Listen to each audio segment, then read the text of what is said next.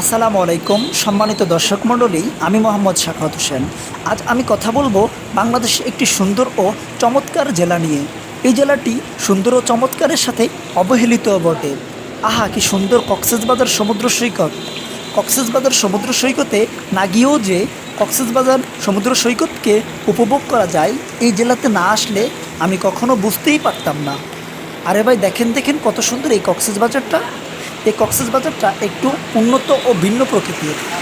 নৌকা, ট্রলার, স্পিডবোটের পরিবর্তে এই কক্সবাজারে চলে কাভার ভ্যান, অটোরিকশা, মাহেন্দ্রা সহ হরেক রকমের যন্ত্রচালিত যানবাহন।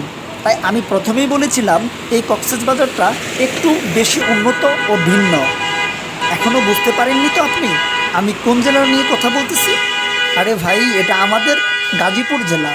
আর এই গাজীপুর জেলা নাকি বাংলাদেশের অর্থনৈতিক প্রাণকেন্দ্র। গাজীপুরের শিল্প কারখানা বন্ধ হয়ে গেলে নাকি বাংলাদেশের অর্থনীতির অবস্থা অচল হয়ে যাবে। এই মহান ও সঠিক উক্তিটি হচ্ছে আমাদের মাননীয় রেল ও সড়কমন্ত্রী ওবায়দুল কাদেরের। আপনারা যদি একটু মনোযোগ দিয়ে লক্ষ্য করেন তাহলে দেখতে পাবেন যে এখানে অধিকাংশ রাস্তাগুলোর অবস্থা খুবই খারাপ। ড্রেন ব্যবস্থা নাই বললেই চলে। হালকা বৃষ্টিপাতেই ভোগান্তির শিকার হয় নানান জেলা থেকে আসা মানুষসহ স্থানীয়রা। একটু ভালো করে বৃষ্টি হলেই পানি উঠে যায় মানুষের বাসায়। তারা থাকে নিজ কর্মে ব্যস্ত গার্মেন্টস নামক অফিসে। এই জেলাতে উন্নতি হয়নি এমনটা নয়, তবে অধিকাংশ জায়গা এখনও অনুন্নত। রাস্তার মাঝে কারেন্টের পিলার, রাস্তার মাঝে গাছ রেখেই ঢালাই দেওয়া হচ্ছে রাস্তাঘাটগুলো। এই জেলার রাস্তাঘাট, ড্রেন ব্যবস্থা, যেখানে সেখানে ময়লার স্তূপ দেখে কখনোই মনে হবে না এই জেলা বাংলাদেশের অর্থনীতিকে ধরে রেখেছে। এই জেলার দিকে তাকালে নানান চিত্র আমার চোখে ভেসে ওঠে।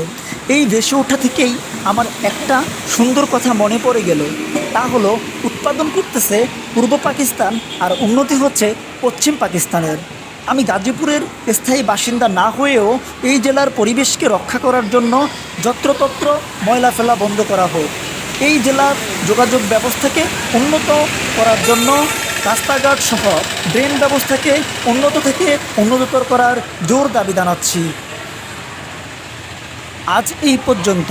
আবার দেখা হবে কোনো না কোনো এক ভিডিওতে, কোনো না কোনো এক সমস্যা নিয়ে, ইনশাআল্লাহ। খোদা হাফেজ।